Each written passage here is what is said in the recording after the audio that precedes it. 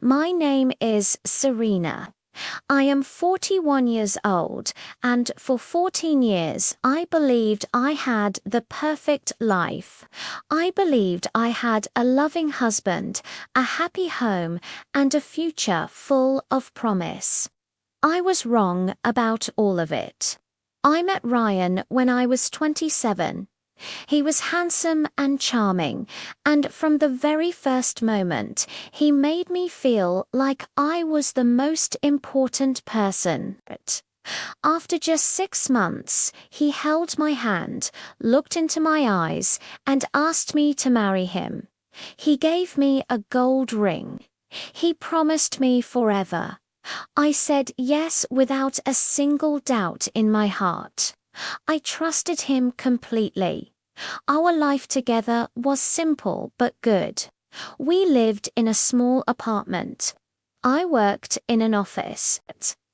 Ryan worked in sales and traveled often, but he always came home to me. We talked about having children one day, about buying a bigger house, about growing old together. I thought we were building something real. I thought what we had was true.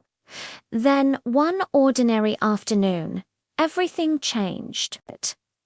I was cleaning the kitchen when I moved a stack of papers and found a letter underneath. The envelope was plain white. The name on the front stopped me cold. It was not my name. It was not Ryan's name either. The letter was addressed to a Mrs. Lisa Parker, but it had been delivered to our home. My hands went still. My heart began to beat faster. Who was Lisa Parker? Why had her letter come here? When Ryan came home that evening, I was waiting for him. I held up the envelope and asked him quietly. He barely flinched. He took the letter, smiled, and said it was nothing, just a bank error, a letter sent to the wrong address. Then he changed the subject as if nothing had happened. He was calm, too calm, but I could not let it go. That night, after Ryan had gone to bed, I sat alone with my phone. I typed the name Lisa Parker into the search bar. A photo appeared on the screen, a wedding photo. A woman in a white dress stood smiling beside a man in a dark suit. The man was Ryan. They were cutting a wedding cake together, and the date beneath the photo was clear. 16 years ago, I could not breathe. I stared at the screen, and my whole world began to fall apart. Ryan and I had been married for 14 years. If he had married Lisa 16 years ago, then he was already someone's husband. He was already married when he held my hand, when he looked into my eyes, when he slipped that gold ring onto my finger. He promised me forever. He already had a forever with someone else.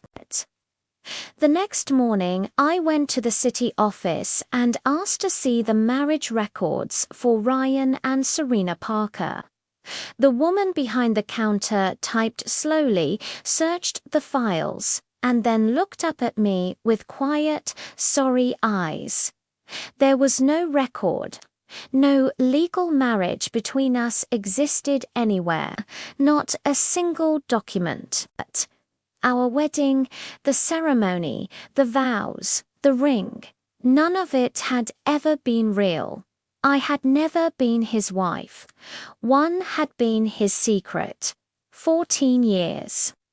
14 years of a life that was never truly mine. I found Lisa's address without much difficulty. I stood outside her door, heart pounding, and knocked. When she opened it, we looked at each other for a long moment, two women meeting for the first time, both carrying the same wound without knowing it. I told her my name. I told her why I was there, and she did not look surprised. She looked sad, the way someone looks when a truth they already suspected finally arrives. She invited me inside, and we sat together in her living room. Lisa told me she had known about me for some time. Ryan had confessed to his double life and promised her over and over that he would leave me soon. He had been making that promise for years. She had believed him because she loved him. He had been telling me I was his whole world while telling her the same thing. 2 women, 2 homes.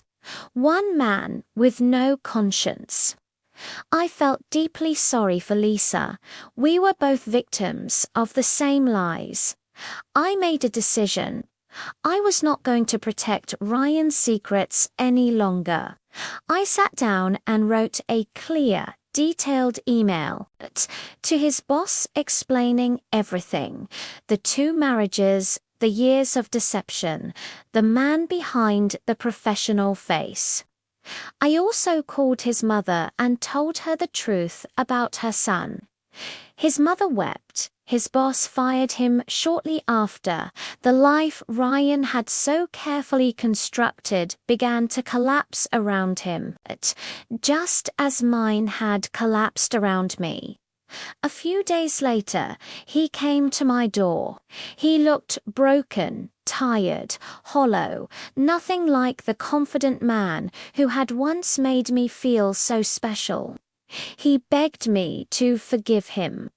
He said I was the only one he truly loved. But I had heard Ryan's promises before, and I knew exactly what they were worth. I looked at him and said, "Go back to your real wife, Ryan. I was never yours to keep." Then I closed the door. The weeks that followed were painful. I cried at my desk. I cried in the evenings. The kind of grief I felt was not just about losing Ryan, it was about losing 14 years of a life I had believed in. But slowly, something unexpected began to help. There was a man in my office named Miller. He was quiet and steady, nothing like Ryan. He never offered advice I did not ask for.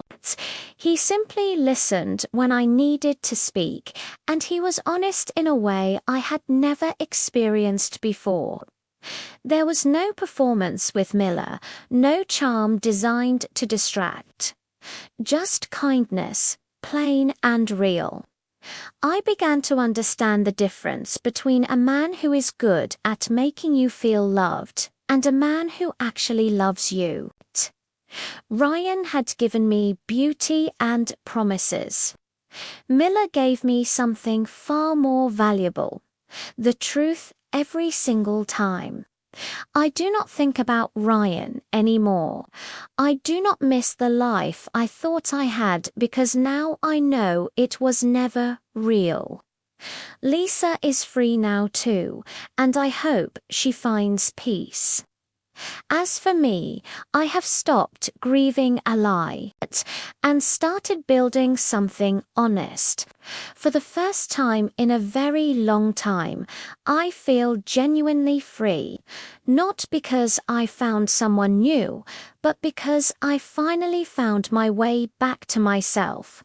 And that, I now know, is where every real story begins.